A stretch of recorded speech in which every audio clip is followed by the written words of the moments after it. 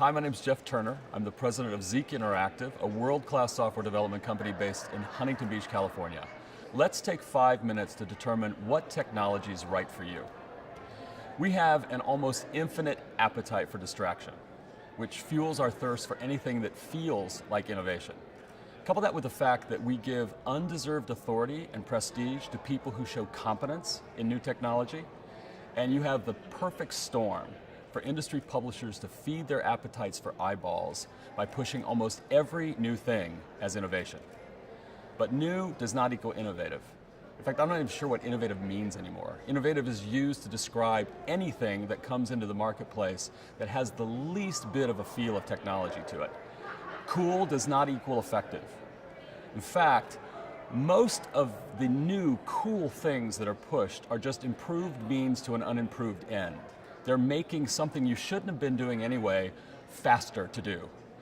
Busy doesn't equal productive. You should know that already, but I'm saying this as a backdrop for understanding where strategy comes into play for how you determine what technology you decide to buy and use as you develop your real estate career. And possibilities don't equal need.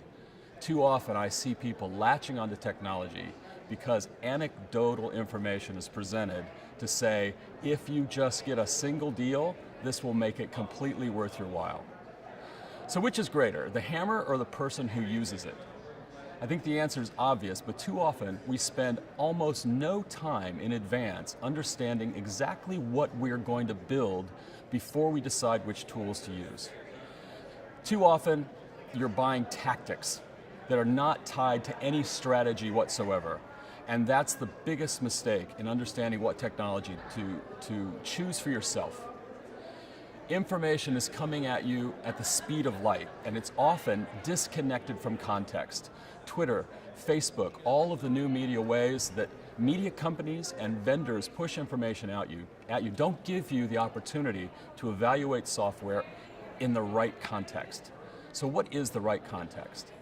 You have to understand your goals and your strategy before you start buying tools, which are always tied to tactics. Goals first, then strategy, then tactics.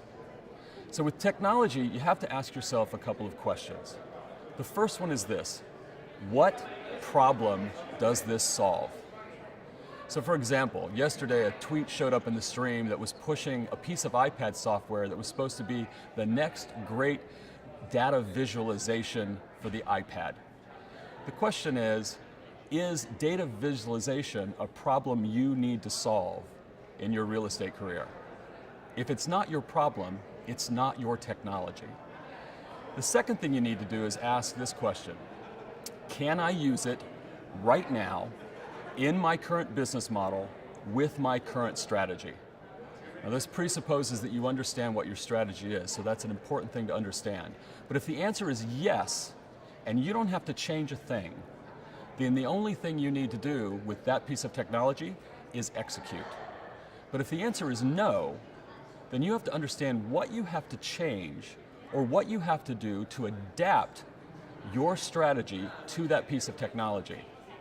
And then ask yourself this question: what's my return on investment for making that change or making that adaptation to determine whether or not this is the technology I'm going to buy for myself?